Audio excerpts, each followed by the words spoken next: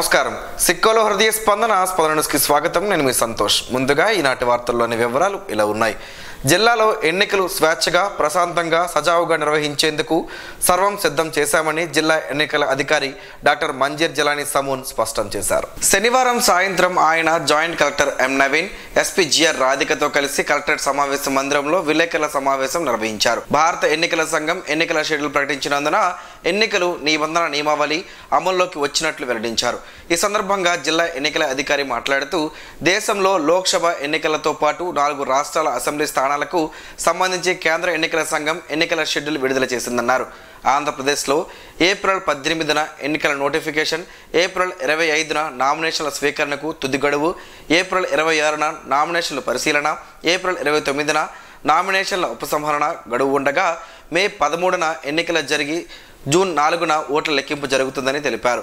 జిల్లాలో ఎన్నికల కోడ్ అమలుకు చర్యలు తీసుకుంటామన్నారు. ఎన్నికల ప్రవర్తన నియమావళి ప్రకారం జిల్లాలోని బహిరంగ ప్రదేశాలలో రాజకీయ నాయకులకు సంబంధించిన ఫోటోలు, పార్టీలకు సంబంధించిన నినాదాలు, బ్యానర్లు తొలగించడం జరుగుతుందన్నారు. ప్రశాంతమైన వాతావరణంలో ఎన్నికలు సజావుగా జరిగేందుకు రాజకీయ పార్టీలు, ప్రజలు, మీడియా సహకరించాలని ఈ సందర్భంగా ఆయన కోరారు.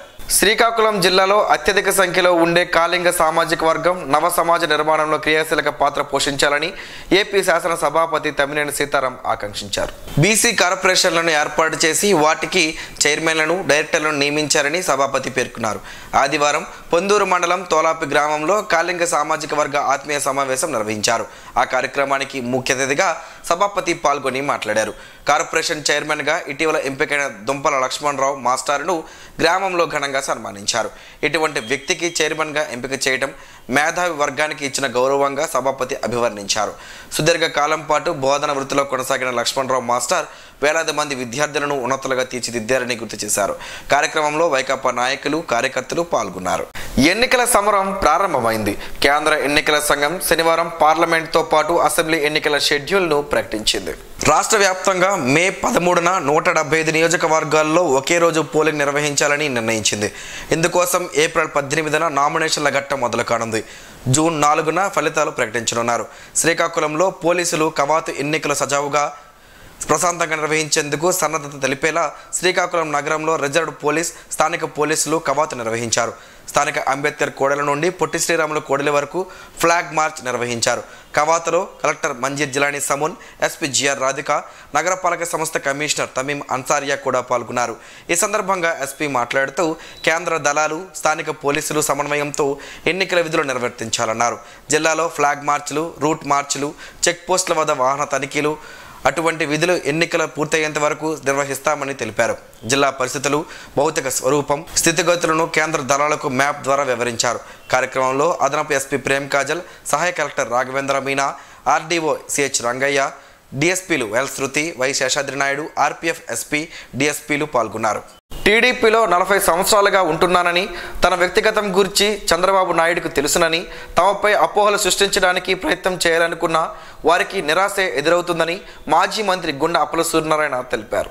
ఈ మేరకు ఆదివారం ఆయన ఒక ప్రకటన విడుదల చేశారు. తాము ఏనాడు కూడా పార్టీని వీడుతామని గాని, తమకు పార్టీ టికెట్ ఇవ్వని సందర్భంలో పోటీ చేస్తామని గాని తాము అనలేదని, ఏ సందర్భంలో కూడా చంద్రబాబు నాయుడు మాటకి కట్టుబడి ఉంటామని చెబుతున్నామని వివరించారు. మా ప్రవర్తనపై నీలి వార్తలు రాయించి ప్రచారం చేసి లబ్ధి పొందుదామని అనుకోవడం వారి అవివేకమని, ఈ విషయంలో వారి విఘ్నతకే విడిచిపెడతామని, ప్రజలకు వాస్తవాలు తప్పకుండా తెలుస్తాయని తెలియజేశారు.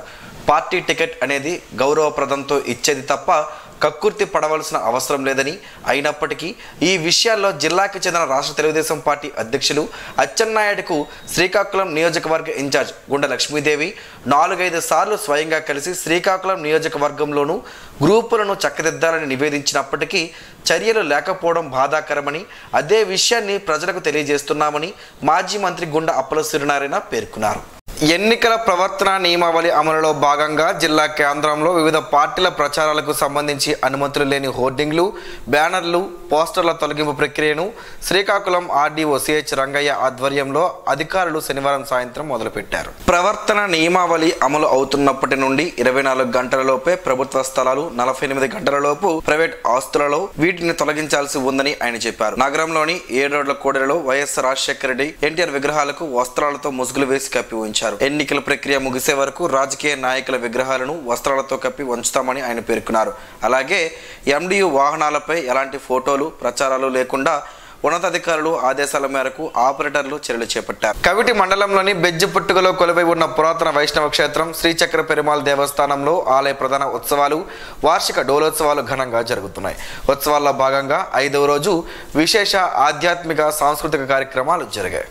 వేకువజాము 5 గంటలకు ప్రత్యేక సుప్రభాత సేవ, ఇతర ప్రత్యేక పూజలు జరిగాయి. ప్రియా వీధి వాస్తవ్యులు సౌజన్యంతో పల్లకి సేవ తిరువీధులలో జరిగింది. తిరువీధుల్లో ఊరేగిన చక్రధరుణ్ణి గ్రామస్తులు హారతులు పట్టి ప్రత్యేక పూజలు చేశారు. అనంతరం సాయంత్రం 4 గంటలకు బందరు వాస్తవ్యులు మడమల రాంబ భాగవతర్ గారిచే హరికథ కాలక్షేపం జరిగింది. సాయంత్రం 8 గంటలకు విశాఖపట్నం వాస్తవ్యులు నాగరాజ్ పట్నాయక్ బృందం వారిచే నవరస కళా సౌరభం కార్యక్రమం ఆహ్లాదభరితంగా సాగింది. దేశ విదేశాల్లో విశేష ప్రదర్శనలు ఇచ్చిన school of theatre arts chairman Nagaraju Patnaik బృందం ప్రదర్శించిన మ్యాజిక్ షో, 2 తలలతో మనిషి నృత్యం, 4 కాళ్లతో ఒక మనిషి నృత్యం, మిమిక్రీ షో, ప్రపంచంలో వివిధ ప్రాంతాల నాగరికత ఉట్టిపడే ఆహార్యంతో హుషారెత్తించే జానపద నృత్యాలు వీక్షకులను మంత్రముగ్ధులను చేస్తాయి. కార్యక్రమం మొదలు అర్ధరాత్రి వరకు శ్రీ చక్రధరుని కళా ప్రాంగణం వీక్షకుల కరతాల ధ్వనుల మధ్య ఆద్యంతం ఆహ్లాదంగా సాగింది. ఈ కార్యక్రమంలో గ్రామ సర్పంచ్ ఎస్పి నారాయణస్వామి, ఆలయ వంశ పారంపర్య ధర్మకర్తలు పొందల కృష్ణారావు, పొందల వెంకట శ్రీరాంబాబు, పొందల విజయకృష్ణ, గ్రామ పెద్దలు గొండ్యాల రామమూర్తి, బార్ల జగన్నాథం, బొర్ర నరసింహమూర్తి, బొడ్డ మోహన్ రావు, బార్ల ధనుంజయం, పొందల నారాయణమూర్తి, బార్ల కృష్ణారావు, స్థానికులు పూడి హరినారాయణ, ప్రియా ప్రభాకర్ రావు, ఆరంగి వెంకట్రావు తదితరులు పాల్గొన్నారు. శ్రీ సూర్యనారాయణ స్వామి వారిని దర్శించుకునేందుకు భక్తులు ఆదివారం తరలివచ్చారు. స్వామివారికి పూజలు నిర్వహించి తీర్థ ప్రసాదాలను అర్చకులు భక్తులకు అందజేశారు. భక్తులు భక్తి శ్రద్ధలతో స్వామివారిని దర్శించుకుని కానుకలను హుండిలో వేసి మొక్కులను చెల్లించుకున్నారు. ఆలయ అనివెట్టి మండపంలో సూర్య నమస్కారాలు, ప్రత్యేక పూజలు ఆలయ అర్చకులు నిర్వహించారు. ఆలయానికి విచ్చేసిన ప్రముఖులకు వేద ఆశీర్వచనాలు అందజేసి స్వామివారి చిత్రపటాన్ని వారికి అందజేశారు. సూర్యనారాయణ స్వామి వారిని ఈ రోజు విశాఖపట్నంకు చెందిన ఆకుల అప్పలసూరి అన్నపూర్ణ దంపతులు శాశ్వత అన్నదానం పథకం నిమిత్తం ₹1,00,000 ఆలయ ఈవోకి చెక్కు రూపంలో అందజేశారు. అంతకు ముందు స్వామివారిని దర్శించుకున్నారు. తదుపరి వారికి ఆలయ అర్చకులు వేద మంత్రాలతో ఆశీర్వదించారు. వారికి శ్రీ స్వామివారి జ్ఞాపికను ఆలయ ఈవో ఎస్ చంద్రశేఖర్ అందజేశారు. ఈ రోజు శ్రీ సూర్యనారాయణ స్వామి వారికి భక్తుల నుంచి వివిధ రూపాల్లో వచ్చిన ఆదాయ వివరాలను ఈవో ఒక ప్రకటనలో తెలిపారు. టికెట్ల రూపేణా ₹3,02,300, పూజలు విరాళాల రూపంలో ₹88,790, ప్రసాదాల రూపంలో ₹1,92,006 శ్రీ స్వామివారికి ఆదాయం వచ్చిందని ఆలయ ఈవో ఎస్ చంద్రశేఖర్ విడుదల చేసిన ప్రకటనలో పేర్కొన్నారు. పౌరసత్వ సవరణ చట్టం రాజ్యాంగ వ్యతిరేకమైందని సిపిఎం పార్టీ రాష్ట్ర కార్యదర్శి వర్గ సభ్యులు బి తులసిదాస్, సిపిఐ రాష్ట్ర సహాయ కార్యదర్శి జేవివి సత్యనారాయణ అన్నారు. స్థానిక సుందరయ్య భవనంలో సిపిఎం, సిపిఐ, కాంగ్రెస్, జై భారత్ పార్టీల ఆధ్వర్యంలో సిఏఏ వ్యతిరేకంగా సదస్సు జరిగింది. ఈ సదస్సులో వారు మాట్లాడుతూ మోడీ ప్రభుత్వం లౌకిక రాజ్యాంగానికి తూట్లు పొడుస్తుందని వారు విమర్శించారు. ప్రజల మధ్య చిచ్చు పెట్టే సిఏఏ వెంటనే రద్దు చేయాలని వారు డిమాండ్ చేశారు. సిఏఏను సమర్థిస్తూ టీడీపీ నేత చంద్రబాబు నాయుడు మాట్లాడడం దారుణం అని వారు విమర్శించారు. మత ప్రాతిపదికన దేశ ప్రజలను విడగొట్టేందుకు మతోన్మాద బీజేపీ తీసుకొచ్చిన సిఏఏ వెంటనే ఉపసంహరించుకోవాలని వారు డిమాండ్ చేశారు. సిపిఎం పార్టీ జిల్లా కార్యదర్శి డి గోవిందరావు, సిపిఐ జిల్లా కార్యదర్శి చాపల వెంకటరమణ మాట్లాడుతూ పౌరసత్వ బిల్లుకు వ్యతిరేకంగా ఉద్యమించాలని పిలుపునిచ్చారు. సిపిఎం పార్టీ సీనియర్ నాయకులు బదిరి కృష్ణమూర్తి అధ్యక్షతన జరిగిన సమావేశంలో చాపల సుందర్లాల్లు, కోనూరు మోహన్ రావు, జి సింహాచలం, ఎం యుగంధర్, విజికే మూర్తి, ఎం ప్రభాకర్, పి తేజేశ్వరరావు, అల్లు మహాలక్ష్మి తదితరులు పాల్గొన్నారు. ప్రతి సోమవారం జిల్లా పరిషత్ సమావేశ మందిరంలో నిర్వహిస్తున్న వినతుల స్వీకరణ కార్యక్రమాన్ని రద్దు చేస్తున్నట్లు డిఆర్ఓ ఎం గణపతిరావు తెలిపారు. ఈ మేరకు ఆదివారం ఆయన ఒక ప్రకటన విడుదల చేశారు. సాధారణ ఎన్నికలు 2024 ఎన్నికల కోడ్ అమలులో ఉన్నందున ప్రతి సోమవారం జిల్లా పరిషత్ సమావేశ మందిరంలో నిర్వహిస్తున్న వినతుల స్వీకరణ కార్యక్రమం తాత్కాలికంగా నిలుపుదల చేయడం జరిగిందని, ఎన్నికల ప్రక్రియ పూర్తి అయిన తర్వాత తదుపరి తేదీ ప్రకటించడం జరుగుతుందని డిఆర్ఓ ఎం గణపతిరావు పేర్కొన్నారు. ఆంధ్రప్రదేశ్ పబ్లిక్ సర్వీస్ కమిషన్ నిర్వహిస్తున్న గ్రూప్ 1 పరీక్షల నిర్వహణను స్థానిక శ్రీ చైతన్య స్కూల్ ఆదివారంలో జరుగుతున్న పరీక్ష అమలును జిల్లా కలెక్టర్ డాక్టర్ మంజీర్ జిలానీ సమూన్ ఆకస్మిక తనిఖీ చేశారు. పరీక్షా కేంద్రాల్లో ఏర్పాట్లను పరిశీలించిన కలెక్టర్ సంతృప్తిని వ్యక్తం చేశారు. పరీక్షలు వ్రాసే అభ్యర్థులకు ఎలాంటి అసౌకర్యం కలగకుండా చూడాలని, ప్రశాంత వాతావరణంలో పరీక్షలు జరిగేలా చూడాలని అధికారులకు సిబ్బందిని కలెక్టర్ ఆదేశించారు. సాధారణ ఎన్నికల షెడ్యూల్ ప్రకటన నేపథ్యంలో ఎన్నికల ప్రవర్తన నియమావళిని కట్టుదిట్టంగా అమలు చేయాలని రాష్ట్ర ముఖ్య ఎన్నికల అధికారి ముఖేష్ కుమార్ మీనా జిల్లా ఎన్నికల అధికారులైన కలెక్టర్లను ఆదేశించారు. ఈ మేరకు ఆదివారం విజయవాడ రాష్ట్ర ఎన్నికల కార్యాలయం నుంచి ఎన్నికల నోటిఫికేషన్ తర్వాత తీసుకున్న చర్యల గురించి జిల్లా కలెక్టర్లతో వీడియో సమావేశం నిర్వహించారు.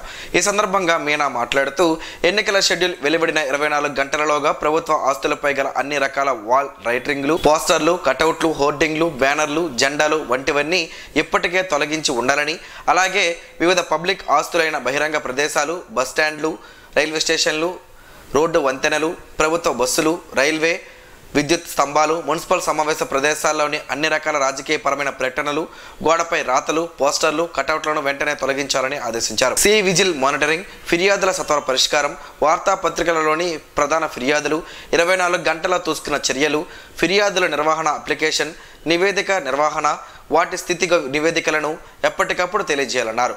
కోర్టు కేసులు ఏవైనా ఉంటే నిర్లక్ష్యం చూపరాదని, వాలంటీర్లకు సంబంధించిన విధులపై 1-2 రోజుల్లో స్పష్టత వస్తుందని వివరించారు. కలెక్టరేట్ నుంచి ఈ వీడియో కాన్ సమావేశానికి collector Manjeer Jilani Samoon, joint collector M Naveen, జిల్లా రెవెన్యూ అధికారి ఎం గణపతిరావు, సహాయ collector Raghavendra Meena, sub collector Noorul Ahmed, ఆర్డీఓలు సిహెచ్ రంగయ్య, భరత్ నాయక్, పలువురు జిల్లా అధికారులు తదితరులు హాజరయ్యారు. శ్రీకాకుళం జిల్లా ప్రధాన కేంద్రంలోని కోర్టులు ఆమదాల వలస, ఇచ్చాపురం, కోటబొమ్మాలి, నరసనపేట, పాలకొండ, పలాస, పాతపట్నం, రాజాం, సోంపేట, టెక్కలి, కొత్తూరు, పొందూరు కోర్టులలో జరిగిన జాతీయ లోక్ అదాలత్లో మొత్తం 1782 కేసులు రాజీ అయ్యావని జిల్లా న్యాయ సేవాధికారి సంస్థ అధ్యక్షుడు జునైద్ అహ్మద్ మౌలానా తెలిపారు. ఈ సందర్భంగా ఆయన మాట్లాడుతూ ఈ కేసుల్లో భార్యాభర్తలకు సంబంధించిన కేసులు 29 కేసులు, అలాగే మోటార్ ప్రమాదాల కేసులు 47 కేసులు, 68 ఎక్సైజ్ కేసులు మొత్తం 627 ఉన్నాయని తెలిపారు. జాతీయ లోక్ అదాలత్ కు సహకరించిన పోలీస్ యంత్రాంగం, ఇన్సూరెన్స్ కంపెనీలు, న్యాయవాదులు, అధికారులకు కృతజ్ఞతలు తెలిపారు. ఈ కార్యక్రమంలో జిల్లా న్యాయ సేవాధికారి సంస్థ కార్యదర్శి ఆర్ సన్యాస్ నాయుడు పాల్గొన్నారు. ఆంధ్రప్రదేశ్ పబ్లిక్ సర్వీస్ కమిషన్ నిర్వహిస్తున్న గ్రూప్ 1 పరీక్షా కేంద్రాన్ని ఏపీపీఎస్ గ్రూప్ 1 పరీక్షల సమన్వయ అధికారి జాయింట్ కలెక్టర్ ఎం నవీన్ ఆదివారం తనిఖీ చేశారు. ప్రభుత్వ మహిళా కళాశాల రోడ్డులో గల ప్రభుత్వ ఉన్నత పాఠశాలలో పరీక్షల అమలును ఆకస్మికంగా తనిఖీ చేశారు. ఏపీపీఎస్సీ ఆధ్వర్యంలో జరుగుతున్న గ్రూప్ 1 పరీక్ష నిర్వహణ తీరును, పరీక్షా కేంద్రాల్లో ఏర్పాట్లను పరిశీలించారు. అభ్యర్థుల సంతకాల రిజిస్టర్లను చూశారు. రోల్ నంబర్ ప్రకారం సీటింగ్ ఏర్పాట్లు తదితర అంశాలను పరిశీలించి సంతృప్తి వ్యక్తం చేశారు.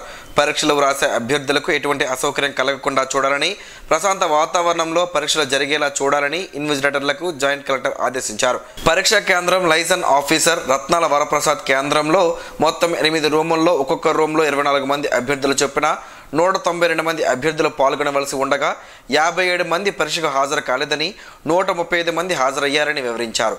జేసీ వెంట చీఫ్ సూపరింటెండెంట్ గోవిందరావు ఉన్నారు.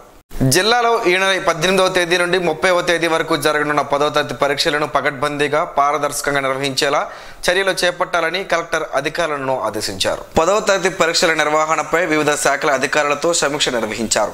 ఈ సందర్భంగా ఆయన మాట్లాడుతూ జిల్లాలో 10వ తరగతి పరీక్షలకు రెగ్యులర్ విద్యార్థులు 28,982 మంది, ప్రైవేట్ విద్యార్థులు 1,592 మంది హాజరు కానున్నట్లు చెప్పారు. రెగ్యులర్ విద్యార్థుల్లో బాలురు 14,843 మంది, బాలికలు 14,139 మంది ఉన్నట్లు వెల్లడించారు.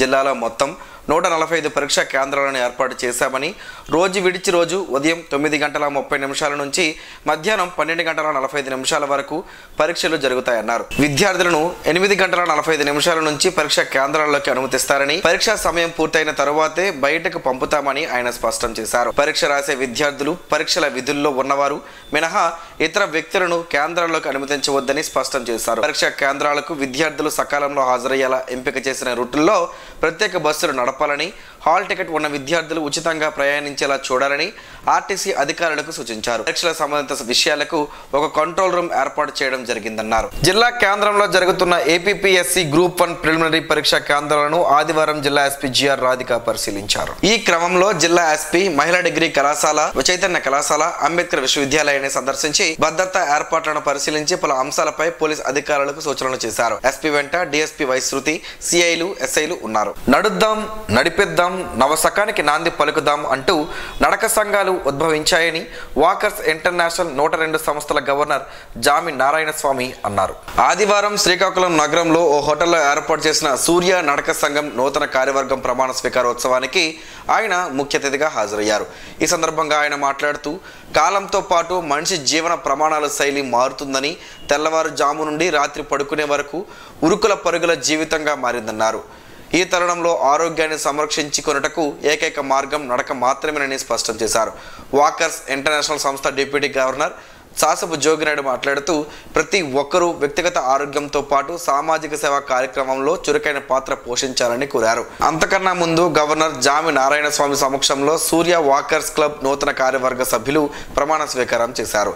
అధ్యక్షులుగా డాక్టర్ సురేష్ పండా, కార్యదర్శిగా ఎస్ఎన్ సుధాకర్, కోశాధికారిగా డి లక్ష్మణరావు, ఉపాధ్యక్షునిగా అన్నపు సత్యనారాయణ తదితరులు ప్రమాణ స్వీకారం చేశారు. ఈ కార్యక్రమంలో మాజీ గవర్నర్లు కె సత్యం, Gedela Indraprasad, Gudla Satyanarayana, PG Gupta, elect governor Konkena Muralimohan, star walkers club ప్రతినిధులు బివి రవిశంకర్, వివిధ స్వచ్ఛంద సంస్థల ప్రతినిధులు పాల్గొన్నారు. ధర్మవరం గ్రంథాలయంలో చదవడం మాకిష్టం కార్యక్రమాన్ని ఆదివారం గ్రంథాలయ అధికారి చంద్రశేఖరరావు ఆధ్వర్యంలో జరిగింది. చదవడం మాకిష్టం కార్యక్రమంలో వేమన శతకం, భాస్కర శతకం, తెలుగు బాల తదితర పద్యాలను విద్యార్థులు చదివి వినిపించారు. ప్రథమ, ద్వితీయ, తృతీయ కన్సోలేషన్ బహుమతులను వరుసగా కునుకు లిఖిత, అరసవెల్లి లాస్య, కొన్ని హర్షవర్ధన్ కుమార్, చింతు నితీష్, రావాడ బాలచంద్రలకు గ్రంథాలయం తరపున బహుమతులను అందజేశారు. ఈ సందర్భంగా గ్రంథాలయ అధికారి మలిపెద్ది చంద్రశేఖరరావు మాట్లాడుతూ ప్రతి ఆదివారం చదవడం మాకిష్టం కార్యక్రమం జరుగుతుందని, దీనిని విద్యార్థులంతా సద్వినియోగం చేసుకోవాలన్నారు. ఈ కార్యక్రమంలో గ్రంథాలయ సహాయకులు బట్న సూర్యనారాయణ, సేల శ్రీనివాసరావు, విద్యార్థులు పాల్గొన్నారు. దానిమ్మ పండు అలాగే దానిమ్మ జ్యూస్తో పలు ఆరోగ్య ప్రయోజనాలు ఉన్నాయని ఆరోగ్య నిపుణులు చెబుతున్నారు. ఆ వివరాలేంటో ఈరోజు ప్రసారమయ్యే ఆరోగ్యమే మహాభాగ్యంలో తెలుసుకుందాం.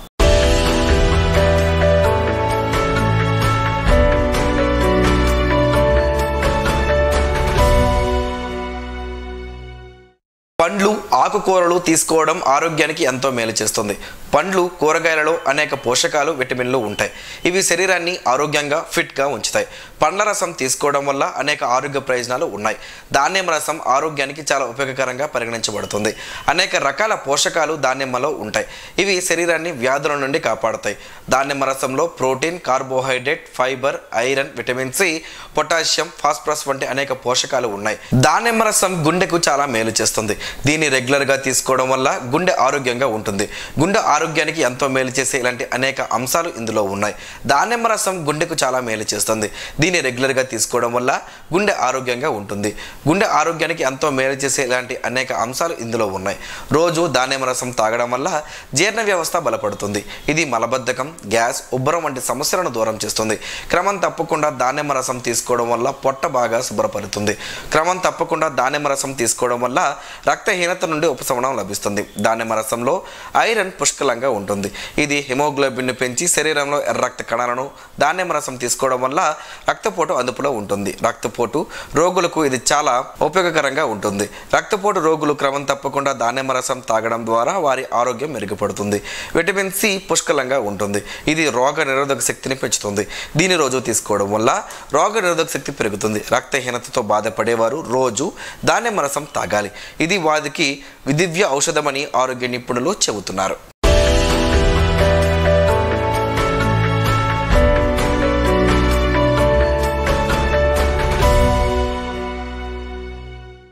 ఈరోజు వార్తల్లో ఒక మంచి మాటను విందాం, ఆచరిద్దాం. సమాజ శ్రేయస్సును కాంక్షించే మహనీయుల మాటల్లోంచి ఈరోజు జీవనం గమనం గమ్యం.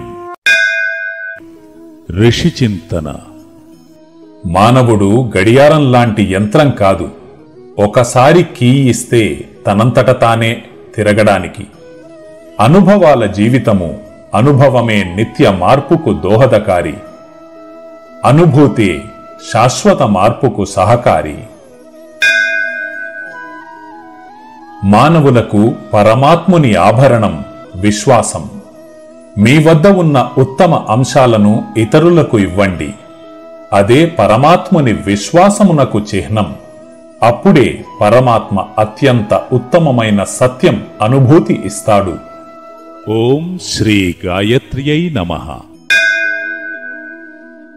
స్పందన ప్రేక్షకుల కోసం స్పందన న్యూస్ని ఇప్పుడు యూట్యూబ్లో అందుబాటులో ఉంచడమైంది. SDV స్పేస్ స్పందన అని టైప్ చేసి వీక్షకులు తమ అనుకూలమైన సమయంలో న్యూస్ని వీక్షించగలరు.